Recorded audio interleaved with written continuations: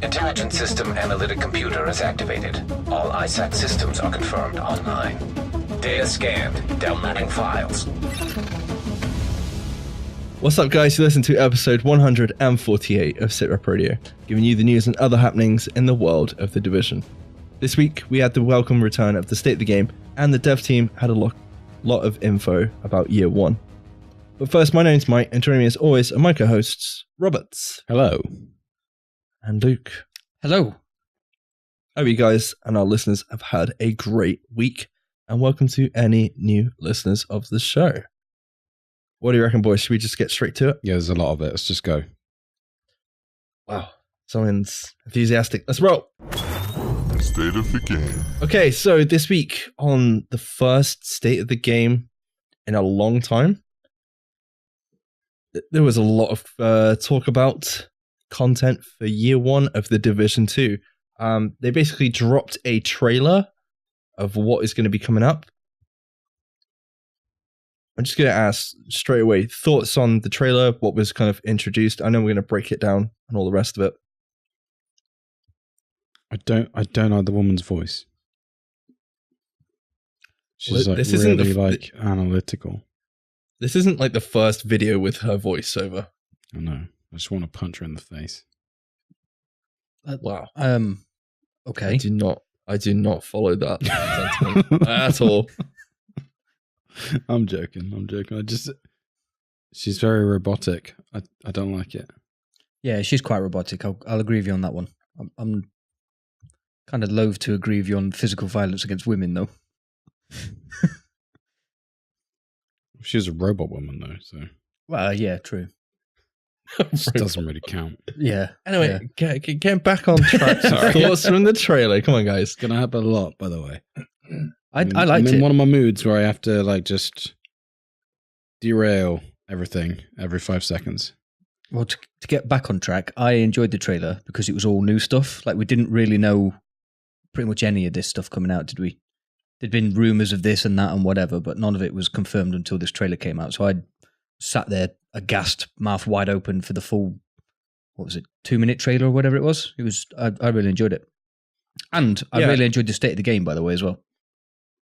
Yeah, the other thing as well is, I mean, we're going to go over it anyway, but kind of the only content that we knew was coming with the Division 2's basically free, episodes was just, I didn't think it was going to be as much as what they showed, and the fact that they kind of gone into detail with that, and obviously some of the stuff we kind of speculated on last week. Did we talk about Specializations last week? I think we did. We were trying to figure out how many we thought there might be, weren't we? Yeah, and we'll obviously talk about that in a minute, because it actually is confirmed now that there will be additional specializations in the Division 2, which is pretty cool. So first off, let's kind of cover the 3 episodes that are going to be launching over the life cycle of the Division 2 for the first year anyway. So yeah. Sorry, mate. I thought you finished. So yeah, episode 1, DC Outskirts Expeditions, coming summer 2019. This is the first episode, and it will take you to the surrounding areas of Washington, D.C. as you chase down elite members of the Outcasts and the Black Tusks and fight for liberation of the city in brand new locations. Episode 1 will launch with 1 brand new specialization, 2 brand new main missions, and a new game mode called Lost Convoy. Woo! Rob? Nope. That's pretty cool. I don't know what your take is from all the content that we've seen, kind of talked about. Do you kind of feel like they're moving away from modes that we kind of had in the Division 1? Because a lot of the content that was added in the Division 1 was like, here's this new game mode, here's this new game mode. It was like completely different experiences. Whereas this time, they're kind of continuing the story that you're already kind of a part of. Yeah. You know I mean, like, survival's nothing really to do with the main game, is it? It's loosely, you're going in to get the antivirals, but that's about it. Yeah, I would I would agree with that. I think before we've seen the content, that's easy to agree with. I mean, Lost Convoy is in itself called a new game mode, so you can't completely agree with what you've just said. But I think they made reference to it in the state of the game, didn't they? That they learned a lot of lessons from Division 1 about how to roll out the content and what content the players actually want. So they mentioned narrative quite a lot as well, didn't they? So, but we'll talk about that later. But I think what I mean by new game modes, but like something that's completely separate. Whereas like Lost Convoy, you're going to look for what happened to Division agents in Washington, aren't you? So it is still kind of part outskirts of Washington. Yes, on the so outskirts. They're expanding the map, guys. Yes, they are, by the sounds of it. Well, by the sounds of it, it's expanding the map and the story. Because if you're looking for Division agents that got lost pre-Division 2, I guess, then, you know, that's taking you back to the beginning of the story that you've just played and expanding on that from the beginning, almost like a prequel. And then, like Rob says, you know, if you go into the surrounding areas of Washington, if these were not playable during the missions and the free map roaming and stuff, that's expanding the map. I've already said you're getting 2 new main missions as well, which, as far as I can remember, we didn't get any additional main missions in Division 1. We got 1? Wasn't there something outside Amherst? I don't think so. Might have been like little side missions and stuff. Certainly it was in West Side Piers, wasn't there? But not an actual main mission. This specifically uses the word main mission. So. No, definitely. We've never had anything along the lines of that. So this, to me, sounds like a mini expansion. Mm.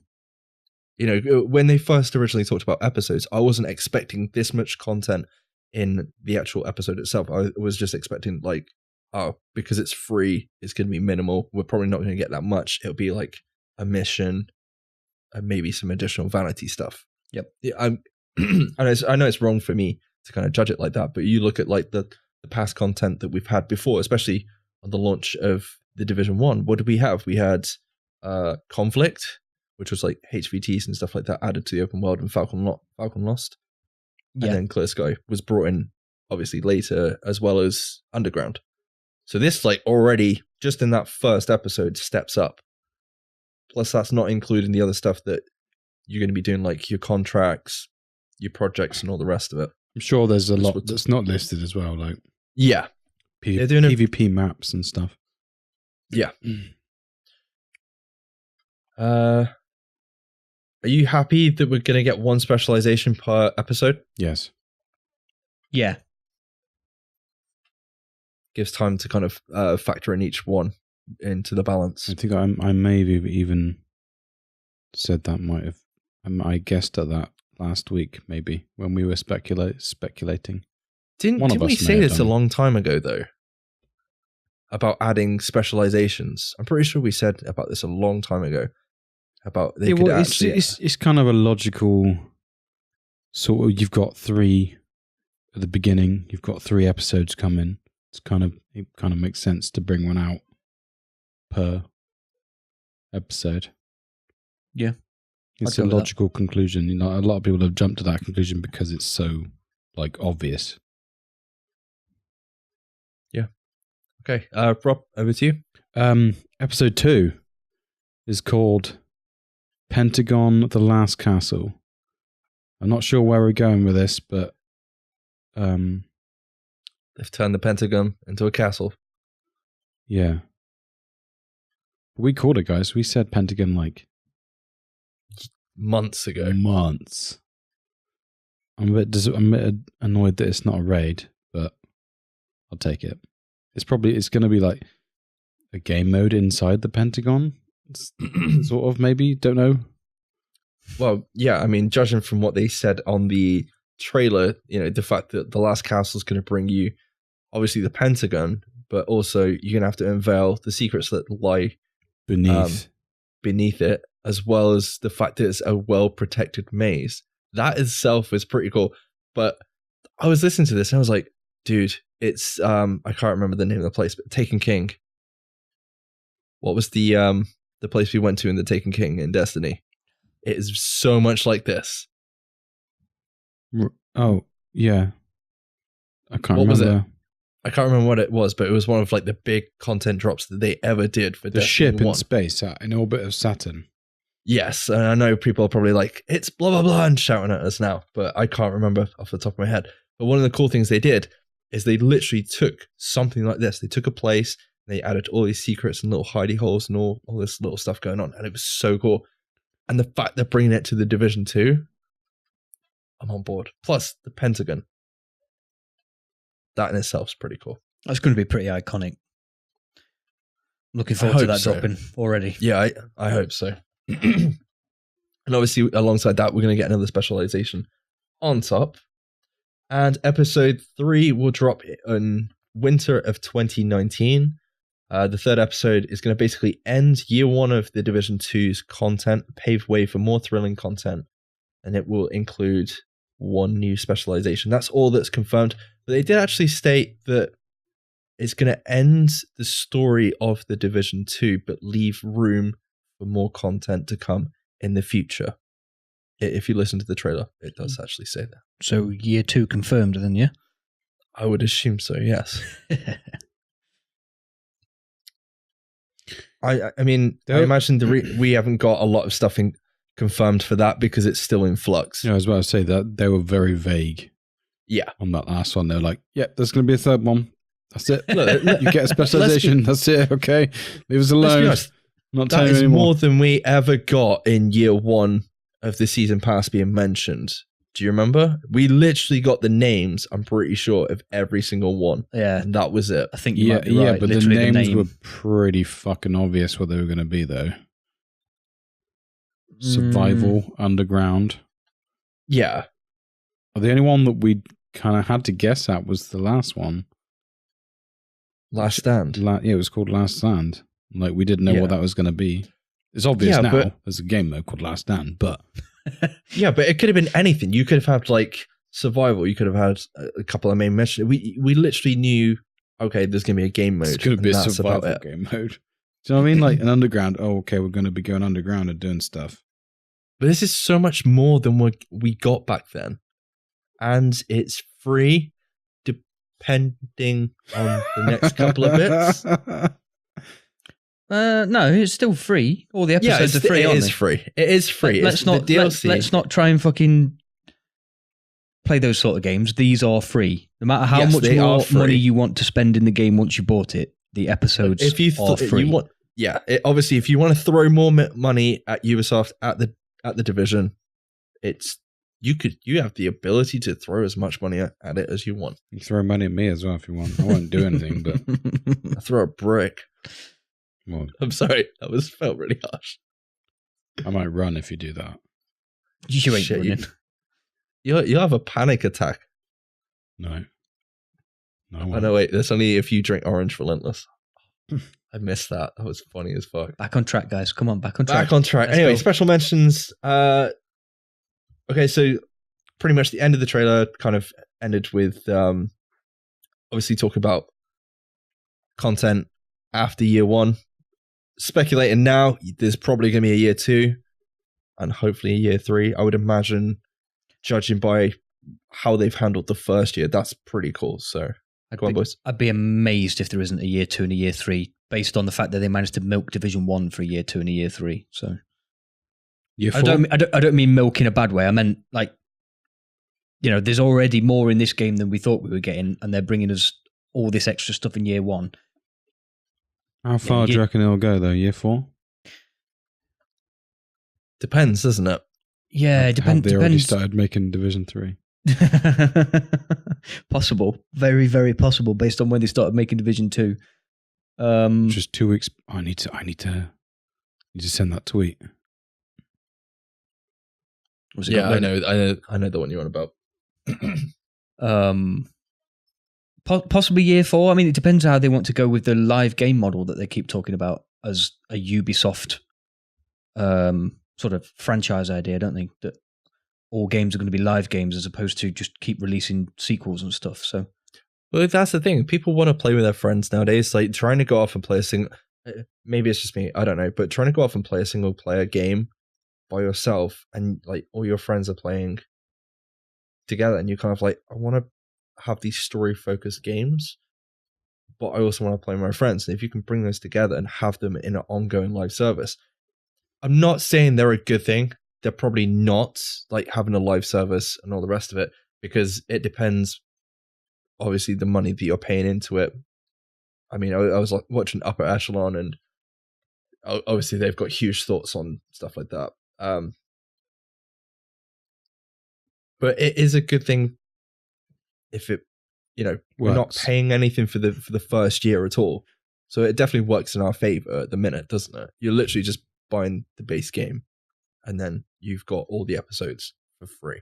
So, do you think we're going to see a big expansion in year 2 that we have to pay for? Yes. Why?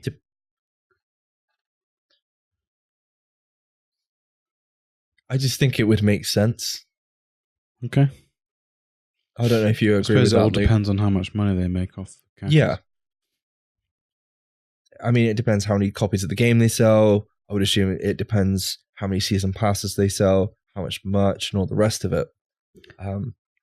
They know people want more content for this game, which is why they've done the first year as it is. They've given you more content, and it's going to be continuous by the sound to it as much as possible over the years. So you're going to get your 3 episodes, but for the people that want additional content in between, you're going to be able, there's other stuff in there as well to keep you hooked over the year. No, 1 year is not enough, is it? And with most games like this, you have to have continuous updates, which is either got to be paid for by another season pass or through monetization.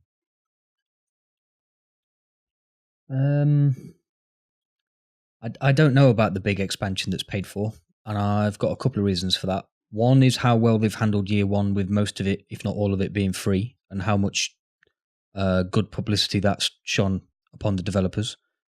The second one is when you go back to the E3 streams that Julian Garrity and Matthias Carlson did, they were very vocal about stuff like season passes splitting the player base. If you make a year 2 drop that you have to pay for, that's just basically another version of a season pass that will split the player base.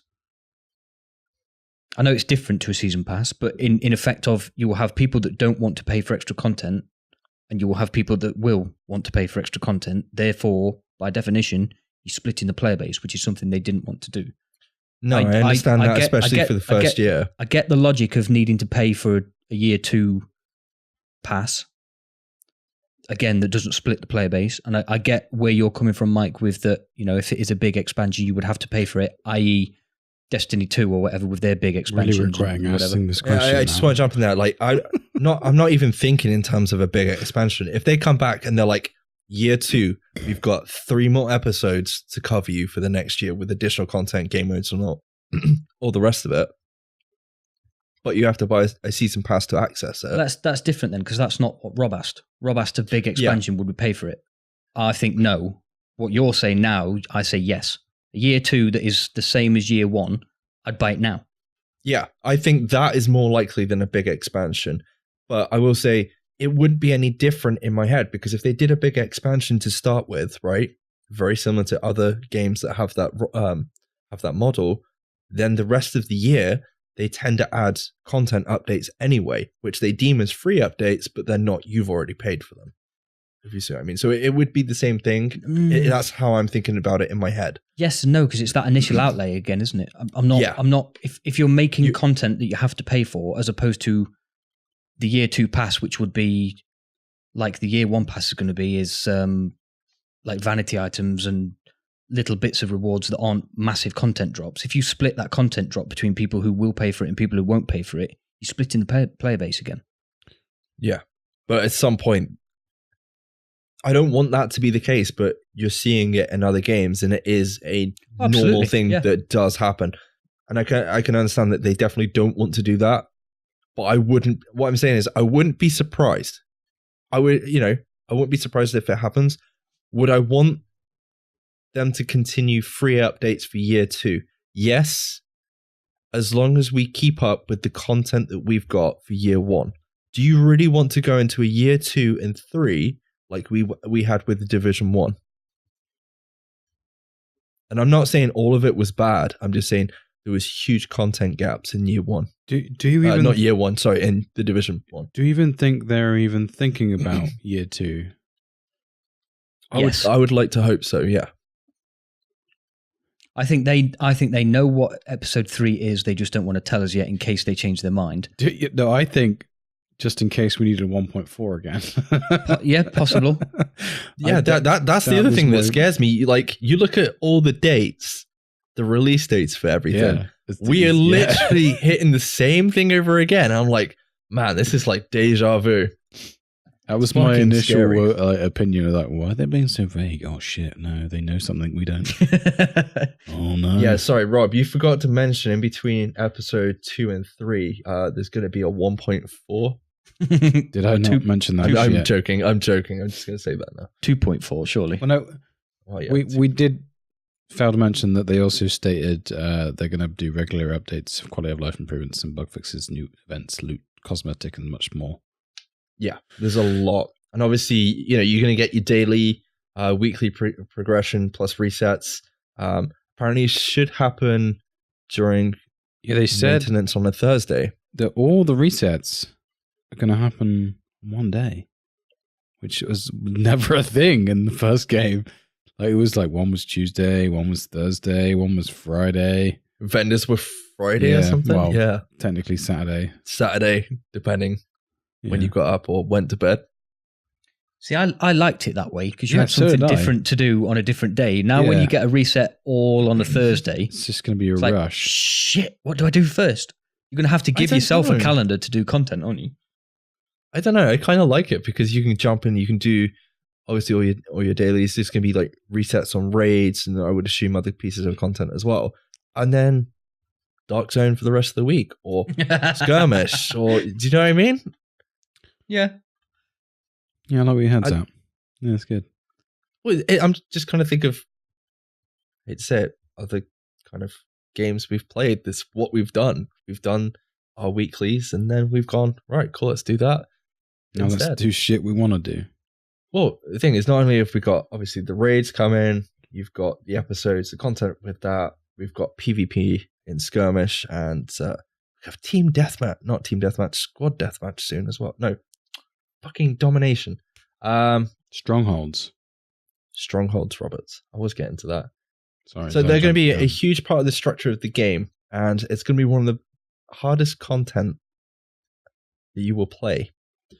So the first stronghold is called Tidal Basin, and it is Tidal Basin is the final stronghold you'll play. Sorry, excuse me for that. Before you enter World Tier 5 and the home base of the Black Tusk. Strongholds are tougher, more intense than your normal story mission. Would we... Incursions. Is it incursions or is it a strike? Yeah. The invaded missions have been more akin to a strike from what I've heard from Frederick Thylander himself. These seem like they're incursions, but you're obviously attacking a base of each faction. That means there's 5 factions, Black Tusk being the last. They said that this is the base of operations for the Black Tusk, and that's what you're taking over on the World Tier 5 stronghold. So, also correct me if I'm wrong. Awesome. This stronghold isn't there at launch. Correct. They didn't specify that. Because I did see Marcus. Seem to think Yannick and Hamish were talking about it in the state of the game, and it was.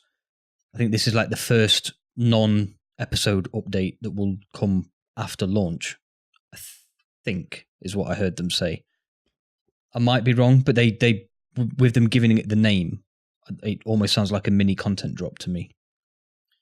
Yeah, I mean, how worrying is that for you guys? Because you're not going to be able to hit World Tier 5 until you complete this. See, I don't know where the World Tier 5 bits come from, because I don't remember seeing that in the trailer. Sorry, before you enter World Tier 5. Yeah. But yeah, because I saw a lot of people kicking off about that. Every time you go from one tier to the next, you have to do you have to do a stronghold. That's the whole point of them. Oh, okay. It's not a matter of so that's So things I So learned that's today. actually- Not Apparently, anymore. Yeah, so that's tier 4. World tier 4. Yeah, You you'll have be to world complete- tier 4. We're going into Yeah. that, so that's why it's going to be tough.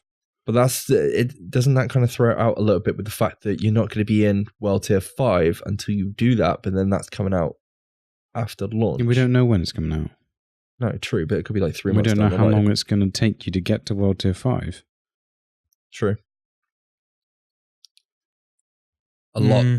I might have been wrong longer about what than I some remember people. from the state of the game, though. I only watched it tonight, so it should be pretty fresh in my memory. But they almost made it sound like it was a brand new content drop. But I mean, I've been wrong We before, might, and we I've been might wrong have again. to min-max at each tier. Well, you saying that, I mean, Hamish was on about there's going to be a lot of min-maxing, and then they were discussing the raid as well. Yeah. You know, so there's going to be a lot of min-maxing going into the raid, which is going to be interesting. They said the raid will be dropping at the same time for everyone on all platforms, wherever you are. All time zones. The only thing we don't know is how long after the launch of the main game will the raid drop. I'm going 4 weeks. I hope it's 4 weeks. That would be my guess. I hope it's longer. Yeah, I think the longer the better. Yeah. I'd be fine with longer. I just I think know it generally before. 'Cause they said the raid was after episode 1, didn't they not? Did they? Maybe. don't remember that myself. I have it. I mean, I checked around to see if I could find anything I about know because About Yannick definitely said Lost Convoy is going to be hard, and then the raid's going to be the next tier of hard. Yeah, but was he just comparing them, or was it just... No, there was definitely some kind of time frame involved. I'm pretty sure. Okay. But yeah, I hope it's enough time, because the 2 weeks or 1 week that they've had in other games is just not enough time. Not for everyone. No. One or 2 weeks is nowhere near long enough. And you think the amount of people that even in that time aren't going to be able to get to end game, let alone be min-max ready for a raid. It all depends on the loot system and the progression system. Like, Yeah.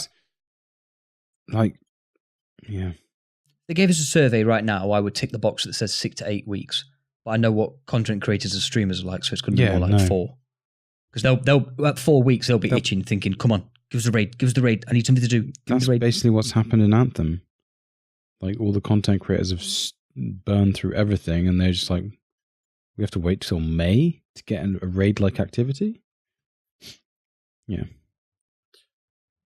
Okay, so we've talked about maintenance and the resets. I think one of the big things for narrative content for year 1 anyway is the fact that there's going to be one huge story arc that will be continued throughout the whole year.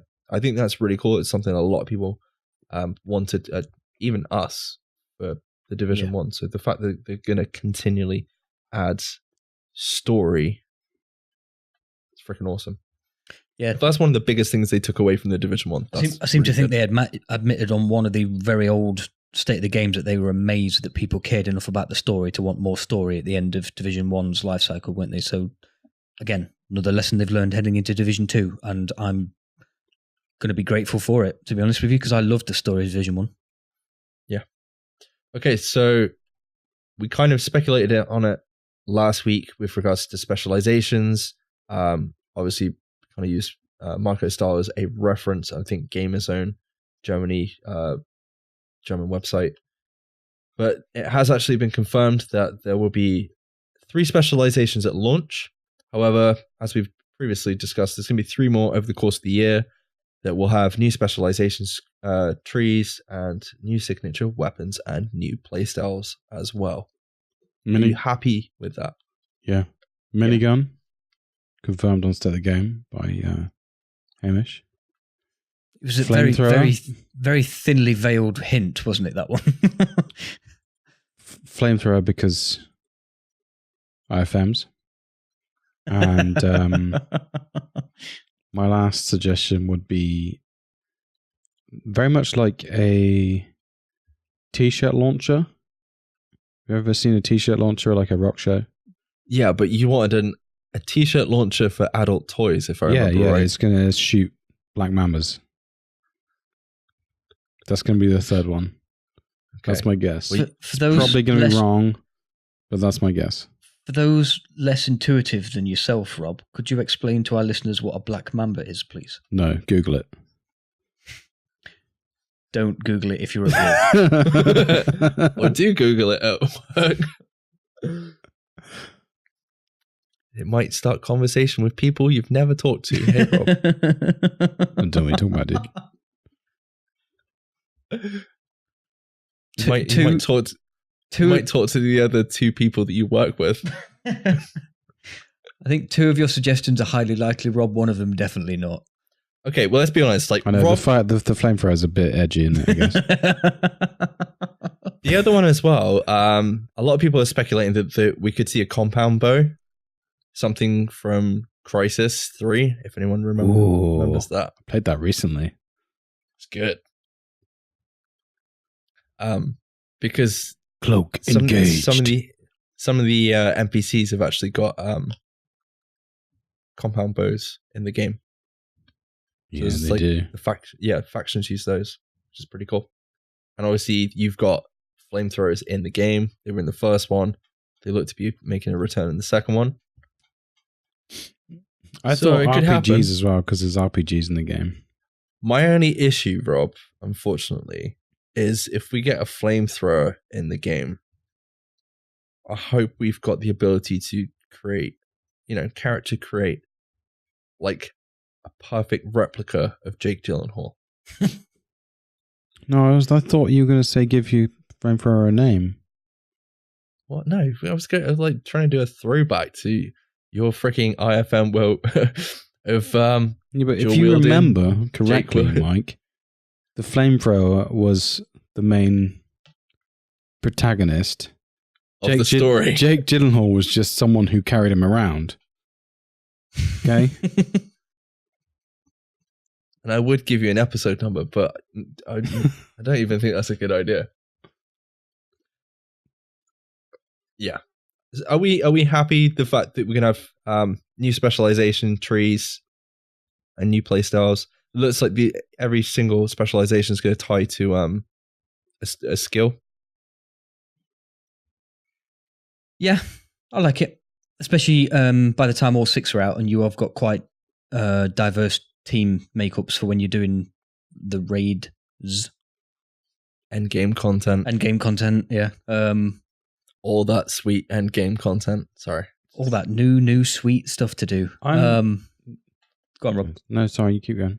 No, because I'll get lost in a rabbit hole where I'm going. So carry on. I'm kind of glad this has happened because we've had a glimpse of the trees of the current specializations, and some of them are very geared towards certain weapons and certain skills. So the fact that they're adding more means it's just a yay for people who like build diversity, I guess. Yeah. So, yeah, there's something, I don't know if we actually said it last week, but the fact that you have, you've got your build to min-max with regards to gear, you've got weapons, you're going to be running skills, and then you've got this whole specialization perk tree going on as well on top. It really does add another layer to the build diversity that, Rob was talking about, which is pretty fucking cool. Yeah. Rob, do you want to talk about post-launch monetization? Yeah, I do. I do. Not that much though, but a little bit. They've done a really good fucking job. I hope you guys agree. Agreed. Yeah, agreed. They basically went through this on the show just to put it out there. The first and foremost is the year one pass, right? That's one of the main ways they're getting money out of the game. We're not going to go through that today because it's just too much to talk about, I guess. Secondly, we have the in-game apparel store. I don't like that word. Fucking Yannick. Cosmetic store. There you go. They've revamped this a little bit. So you've got 2 caches. They've got standard cache. which can't be bought. The cash alone can't be bought, but you can go into the store and pick and choose stuff from that would drop in those caches and buy it, right? So you can look at they also said you can look at the caches and see what's in them, which is an awesome thing. Fucking shut up, Mike. And then, so you can then decide what you want, see if it's something you like. You can spend some money. Shut the fuck up. He's doing peekaboo at me. And then they've got these other caches that called event caches that can be bought. But if you buy them, you won't get any duplicates. So if you spend enough money, you will get everything. Fuck's sake, shut up. No, it's just what you said. If you spend enough money, you will get everything. It just in the caches, I mean. I know, but it's just like, you sound like a salesman. If you spend enough money now, you can have everything. Come on, Rob, keep selling it to me. Let's go. But once the event's over, those caches, the stuff that's in those caches will go into the standard caches. So, and the same rule applies for that. So you can't buy the caches, but you can cherry pick what you're going to get and buy it, or just earn the stuff in game. And all these, like, you can earn the event caches and the standard caches within game currency as well. So if you're lucky enough to play the game 16 hours every day, you won't need to spend a dime. You're good. I think this is probably the best outcome of monetization in the Division 2 that we could possibly have. This if you look at Call of Duty, this is the best outcome of any monetization in any game. Yeah, since the Luke's box thing has become a thing. I said Luke box, didn't I? It's my box. You did. Yeah, your box. That's just creepy, dude. Yeah. Look, at the end of the day, should we have monetization in the game? Yes. Like, you reckon? Yeah, because it helps the game, doesn't it? Should monetization be in the game? Yes. Have they done it the right way? Yes. This time. Done. I'm going to be honest. Should it be in the game? No. But this is the best outcome that we're ever going to get. This is literally the best. The only... Yeah, done. Move on. Before we do, I will just say, the only problem I do have with it is the fact you don't have the ability to buy the items you want with the event to caches. Use free money to buy stuff. Do you not agree? Say that again, Mike. Sorry.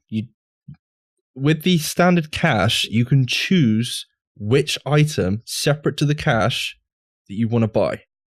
In the store. In the store, yeah. Correct.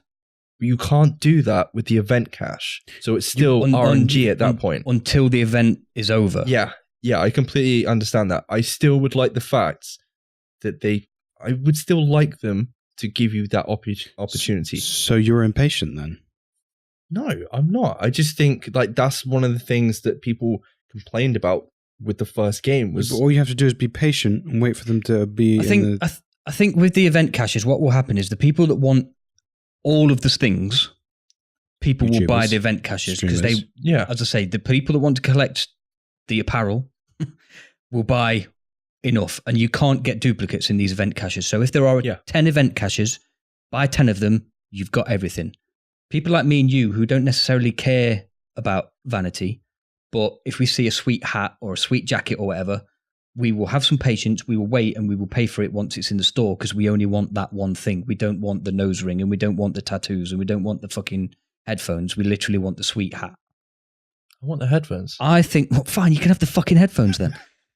I think that's a great way of doing it. It depends how long the events last, don't get me wrong. I'm not going to say they've got it absolutely perfect just yet till we know exactly how they're doing it. But as you said before, if monetization is going into the game, this is the best way I could think that they could do it.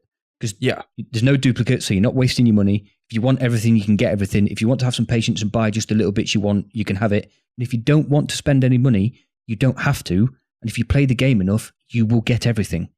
No, I'm not disagreeing with anything you're saying. I'm just saying the only way they could have made this one step better is to just have that option in the event cache. I know you get it and you have to be patient and wait, and you don't even need to purchase anything if you don't want. You just play the game. That's all you have to do. I think that's absolutely brilliant. But I still stand by the fact that you've given the option for one cache. I still think you should be able to buy it for the other one. Some people are never fucking happy, are they? Right, dude. Fucking shut the fuck up.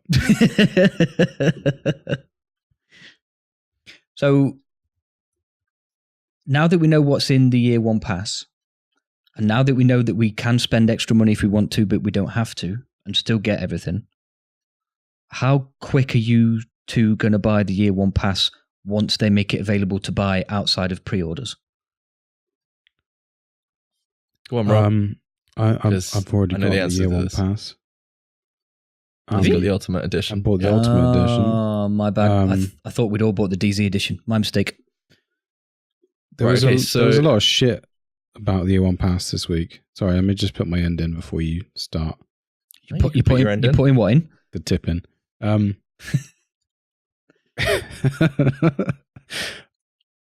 I don't care about the year one pass. I was going to buy it anyway. Don't give a shit what's in it. I've got it. It's done. There you go. I'm done. There was never any doubt that I was going to buy it. That's what I'm trying to say.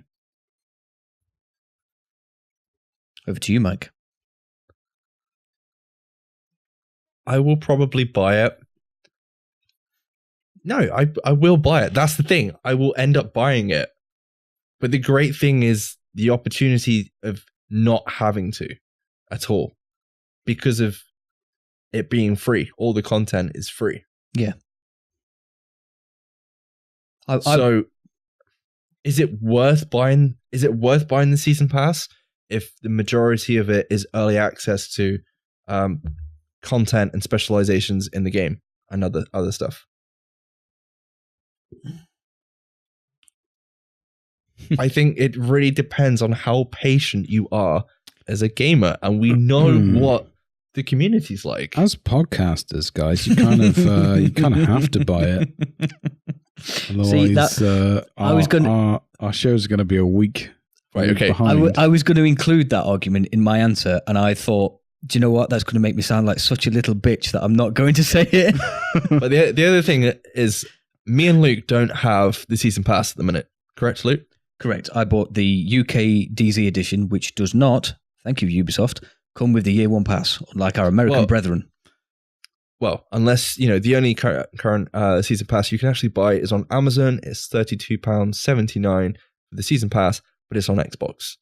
However, I'm guessing you won't be getting that one. That's not going to work with my PC version of the Division 2, dude. Just checking. Right. It might. It might. You never know.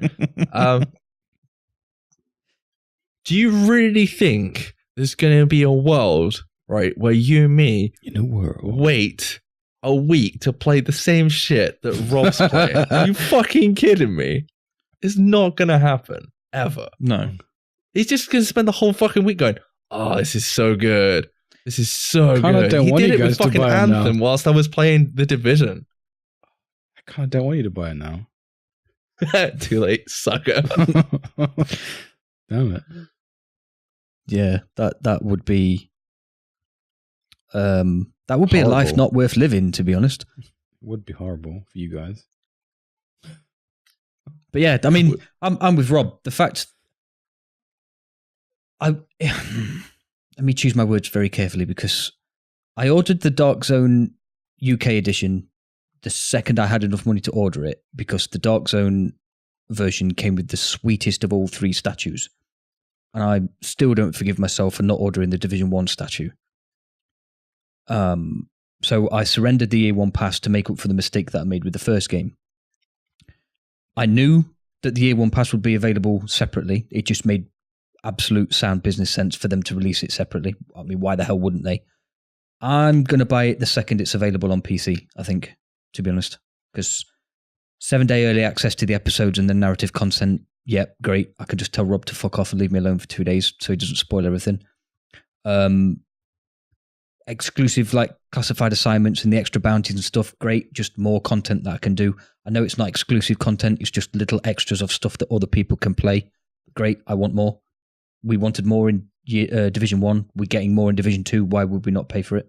This is it. I was just thinking then, like, we've literally spent about 2 years going, give us a season pass. People will pay for a season pass for additional content. I think me and you even said we would pay for a subscription. So I can imagine there's going to be a lot of people out there that would, as long as you had continuous content like they're showing in year 1 of the division. If you have that over the life cycle of the game, I think people would do it. Yeah. The only thing that they've listed in the year 1 pass that I don't care about is the exclusive cosmetics. Don't give a fuck about cosmetics. But the story whore inside me is definitely going to buy the year 1 pass for the classified assignments that have got additional story lore. Where do you keep the story whore inside you? Sort of in the middle. Sweet t-shirt. Okay, so very quickly, running over what is included in the year 1 season pass, you will get 7 days as early access to episode narrative content.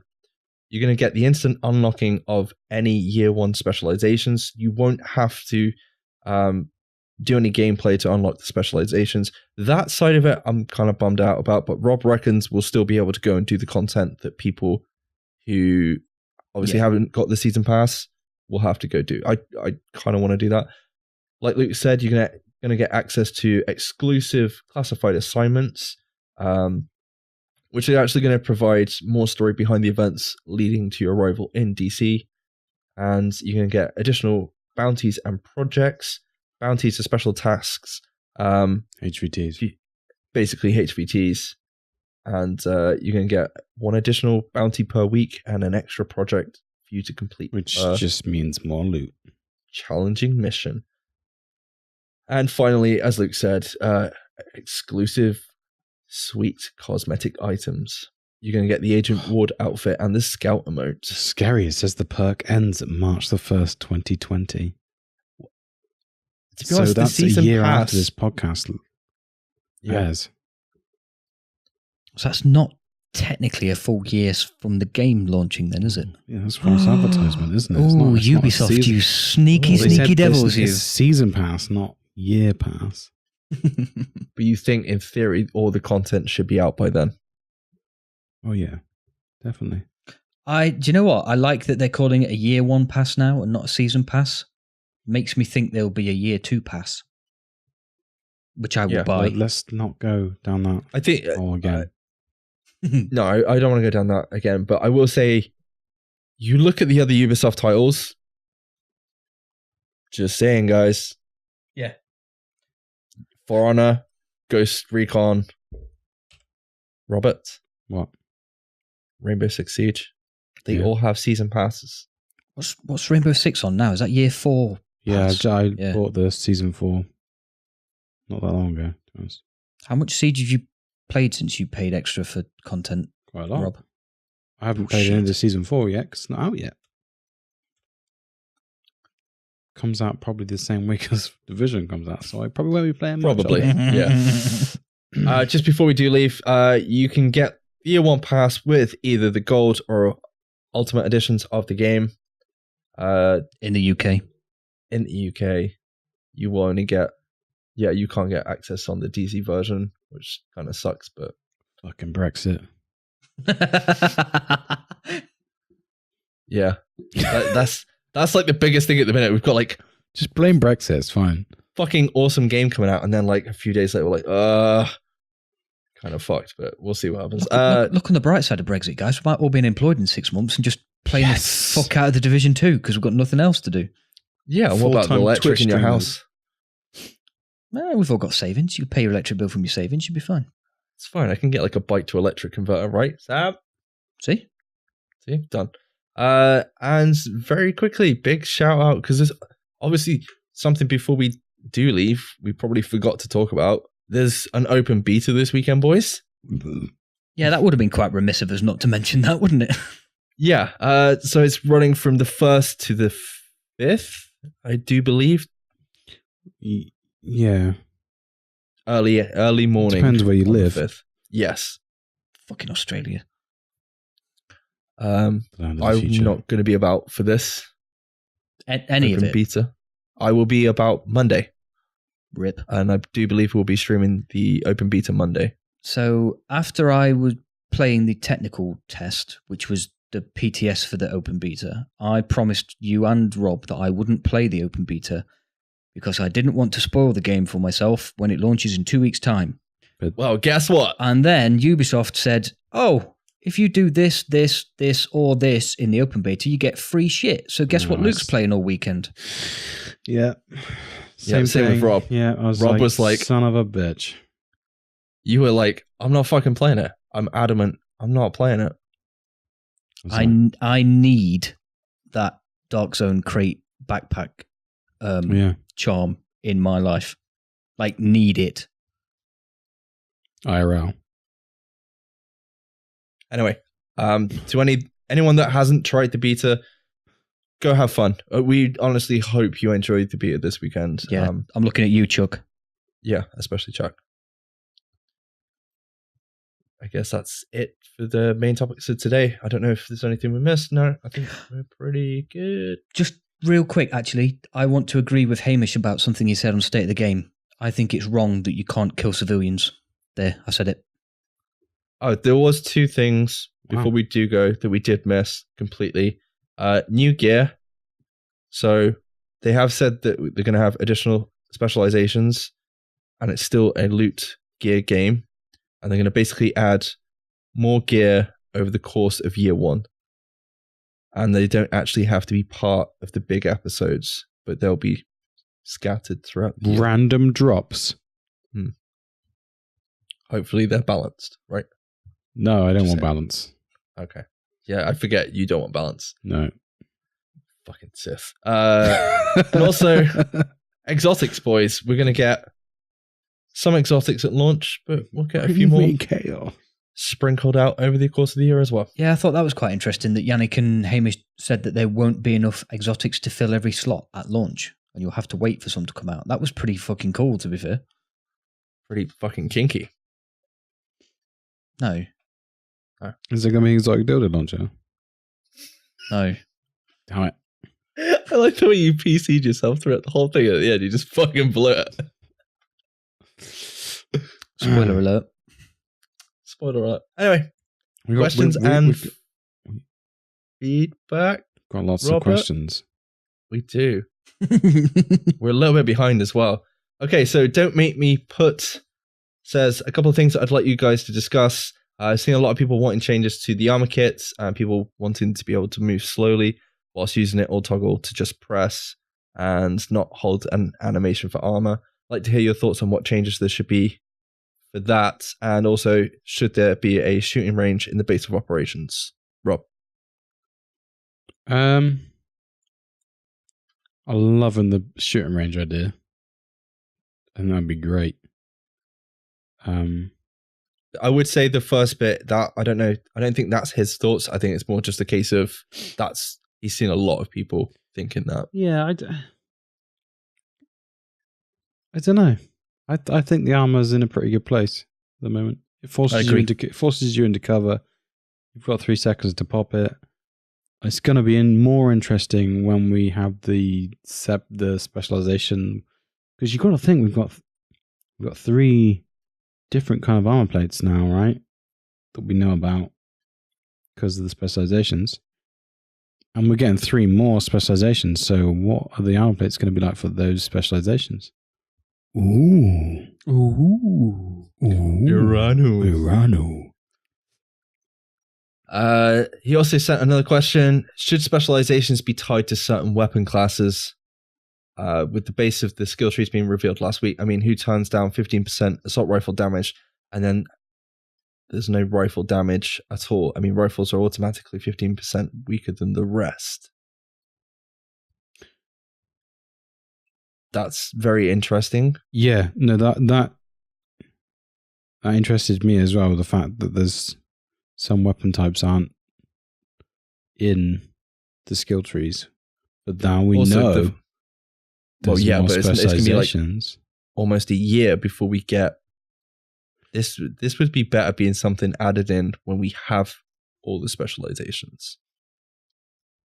Do you not think? Yeah, maybe. don't know. It just sounds great. It means that for me, that sounds great because the meta's going to change. Luke? Yeah, I think if that does work the way that Rob's thinking it will work, and I'm on board with how his brain's working at the moment, then yeah, if you're releasing a new specialization, let's split the year into 3, so every 4 months, and it changes the meta, and then like we've already said, they're going to keep sprinkling new gear and stuff out, and that's going to change the meta too. It could be quite a fluid sort of meta that we've got going on. So yeah, that'd be cool. Yeah, it's a good shout. Thinking about it that way. Yeah, I didn't think about it like that.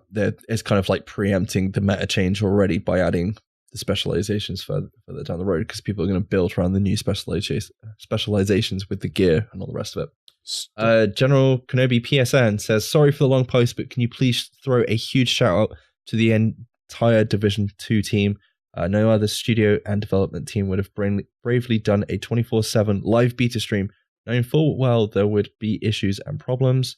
Having both artists, designers, and Terry on, just getting a huge slice of people and talents to come to the live stream was absolutely amazing. I also want to say no other developer has been as open and honest as Massive and their community team. We remember how the Division was at launch, and shortly after week, they were constantly in front of the camera, talking and answering questions from the public, no matter how toxic we were. It's because of their commitment to the Division 1 that I have pre-ordered the $120 version of the Division 2. I didn't need the extras, but I felt it was right to support a company that clearly supports their fans and the games. So thank you to the Division team. I know it's more than just Massive and Redstorm. Oh God, I can't talk now. Redstorm, but I just hope they can get the recognition they deserve to do that full live stream during the beta. You can tell they are fully confident in this game, and I hope that everyone working on the game realizes they are working on something special for us, the fans, and they need to realize that this developer group is something special. Sorry for the rant, but I just wanted it to be known. Ubisoft, you have a great team working here. Yeah, well said. Well said, Apart dude. from we caught Ella streaming at 2 o'clock in the morning, and she has a potty mouth. And she's funny as fuck. She is funny as fuck. I'll agree on that. Yeah. But yeah, well said, General Kenobi PSN, and that echoes what Yannick and Hamish were saying in State of the Game this week as well, wasn't it? Because they were praising the dev team literally for the amount of hours that they've put in since the private beta and the technical test, just to get everything, just as sweet as possible for the open beta coming this weekend. So yeah, well said. Rob? Brynhilde asked us 2 questions. One was, what do you think the 3 new specializations will be? Done. I've already answered that. So guys, do you want to talk? Do you want to say some ideas? When you were talking about the flamethrower specialization, I wanted to ask you what the range of a flamethrower is, because if this game is how we think it's going to be and you're playing a lot more in cover, will the flamethrower be next to useless because you're too far away from the enemy? I feel like you're not answering the question, Luke. No, because I agree with you on the minigun dildo one. launcher, right? No. I agree with you on the minigun one. I think we'll get a more tanky specialization and possibly even a healer-based specialization just for the Holy Trinity, to be honest. So I disagree with you on the dildo launcher and the flamethrower. Yeah, Okay. I don't know, but it's something to do with a shield. Would be pretty cool to see. A specialization built around a shield. But if they're going to do that, I would think it's going to be some kind of SMG that they've kind of. You're thinking they're going to regurgitate D3 somehow? Well, we know shields are in the game, so. Yeah, but you've also got that shield that you can use any gun. True. That we know about. Second question, Rob? Stroking his chin like he's thinking about something. Or he's just got an itchy face, I'm not sure. Now he's doing peekaboo again.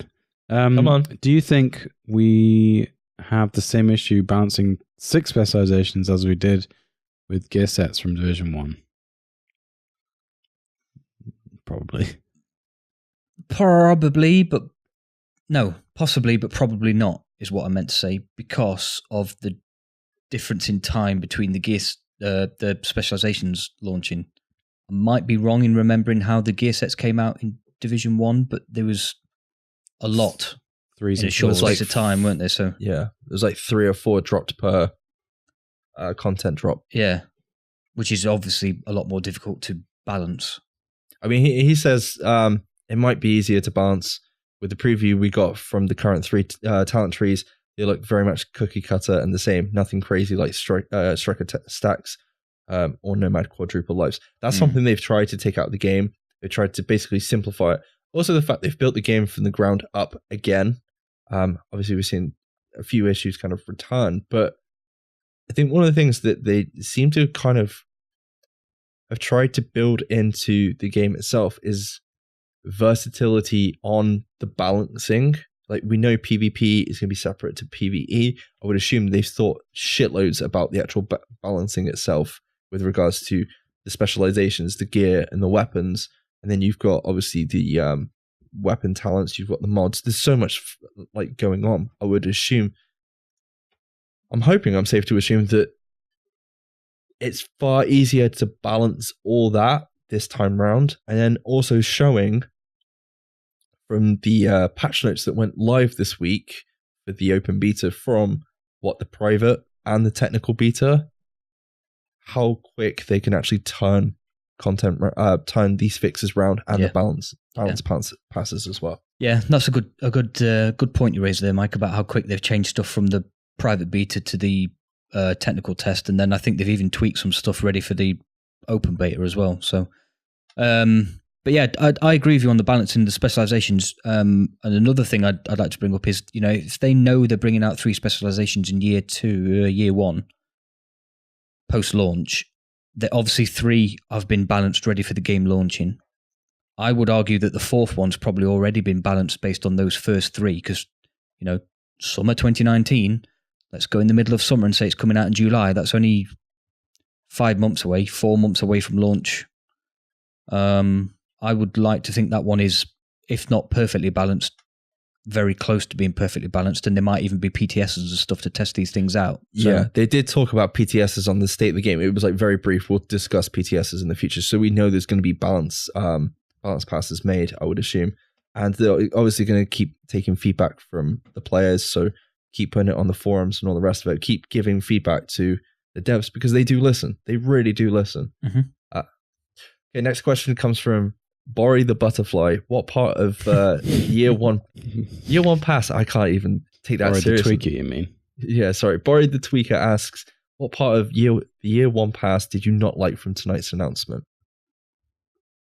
And do you think buying it with a pre-order was a good idea or bad idea, now knowing that it will everything it will come with? I would say the only part of the year 1 pass I don't like is the cosmetic stuff, because I just don't care about it. The rest of it sounds fine, and I didn't pre-order it, as we've said before, because I've got the UK Dark Zone edition, and I'm fine with that, because now I get the best of both worlds, because I can buy the year 1 pass, because we now know that you can buy it separate when the game launches, and I'm getting the sweet DZ statue. Done. Rob? Yeah, questions are irrelevant. I was going to get it either way. It doesn't really matter. I don't think there's anything I didn't like, to be honest. It's great. I think the way they've done it is really good.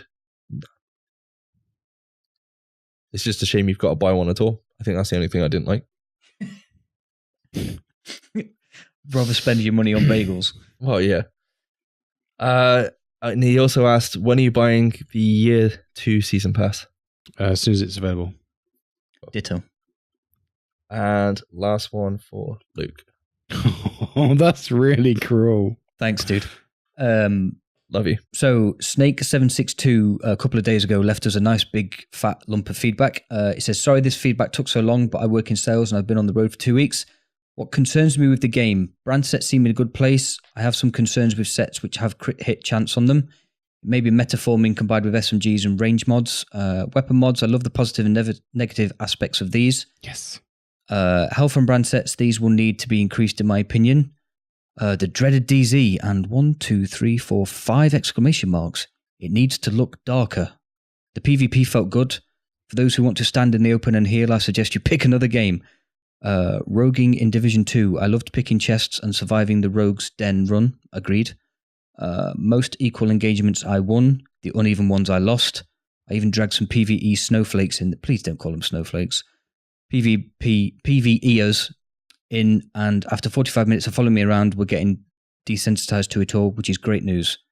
I upset some rogues. The guys who backshot players seem to not like the new optimized stats. And there's a large vocal community trying to change the PvP. See, I've seen that too. Yeah. The only people I've seen moaning about PvP were the ones that were really good at Division 1 PvP, therefore probably suck at all of the types of PvP. Just putting that out there. True story. He goes on to say that he hopes the devs stand their ground on these issues. With regards to specializations, the Demolitionist looks good, but could easily become OP with signature weapon damage and demo tack link boosting squad's output by 5%. Question, does this stack with 4 Demolitionists on a squad boosting firepower by 20%? No, I'm going to say I really hope that they wouldn't do something like that, but you never know. I mean, it's not like we haven't seen this stuff before. It's a good point it raises, though. I wonder how many people have actually put that question to the devs on the forums after the betas and stuff. Yeah, as I say, Snake, I'd send that to Thylander and see what he says. Hopefully he's listening. Hopefully.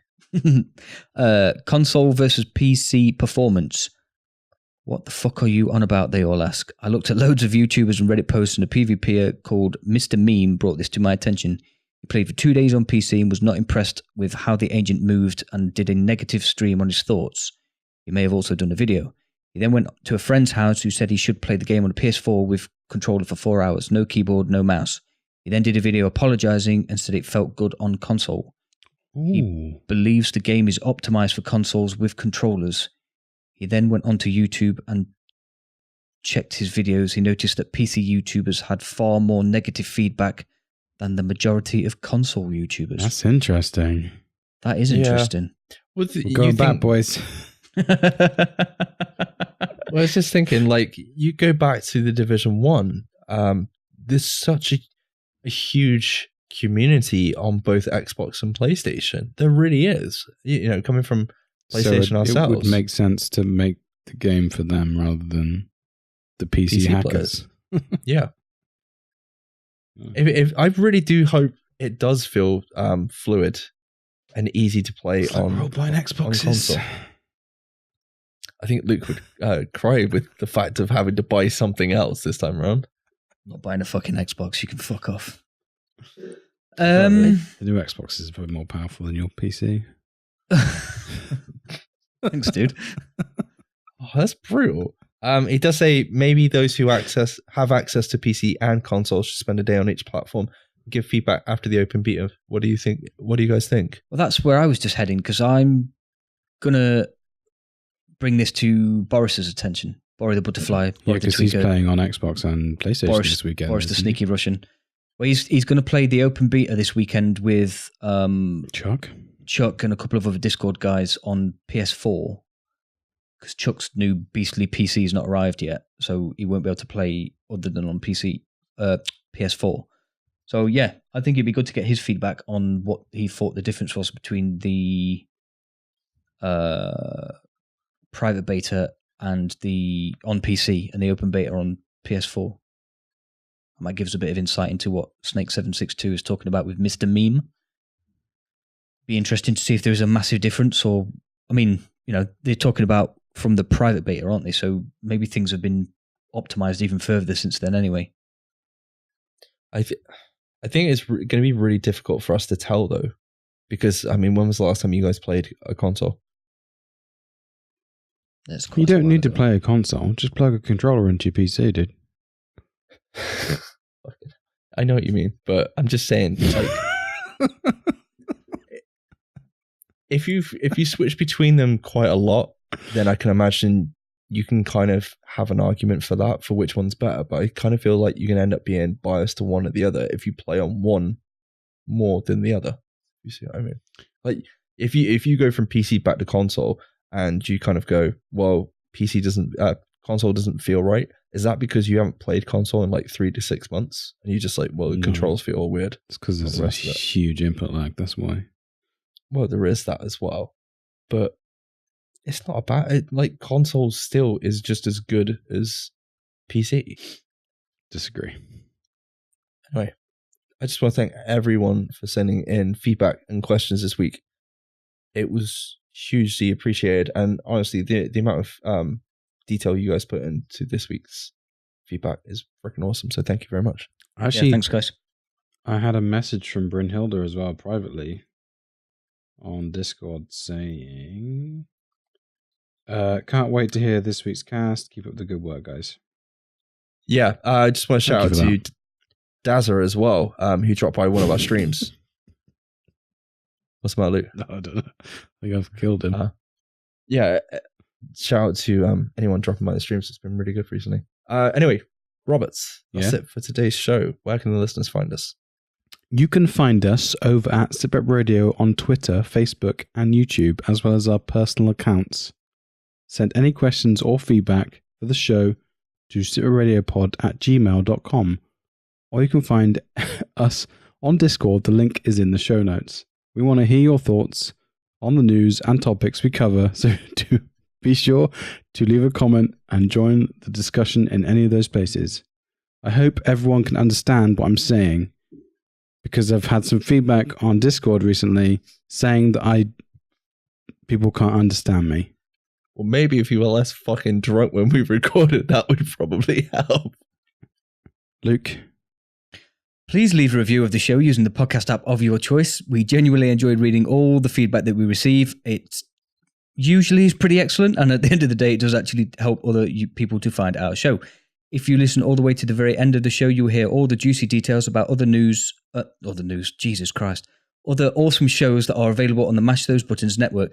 I fucked it up, but thank you. I just like the fact if you've listened to this podcast for all your news, you might even find even more news at the end of the podcast after the show is finished.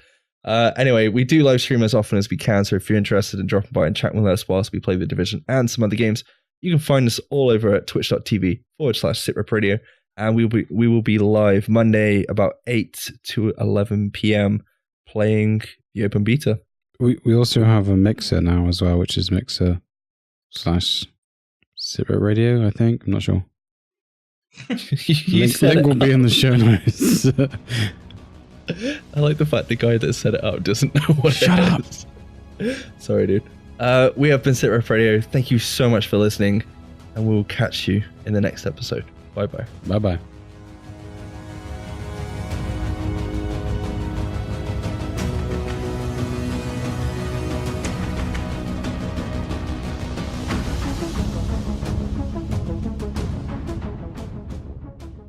I will repeat again, we don't need a visual reference for the fucking 10 seconds.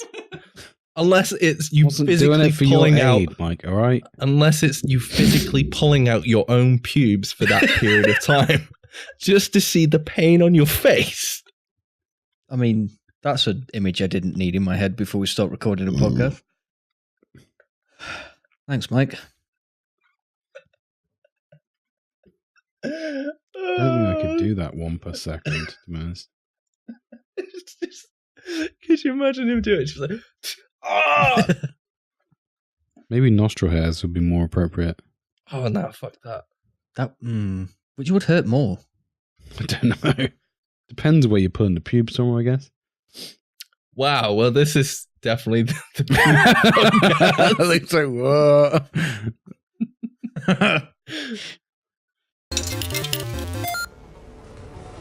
You're listening to a Mash Those Buttons podcast. Visit mashthosebuttons.com for a full podcast schedule. Cargo secured. Extract.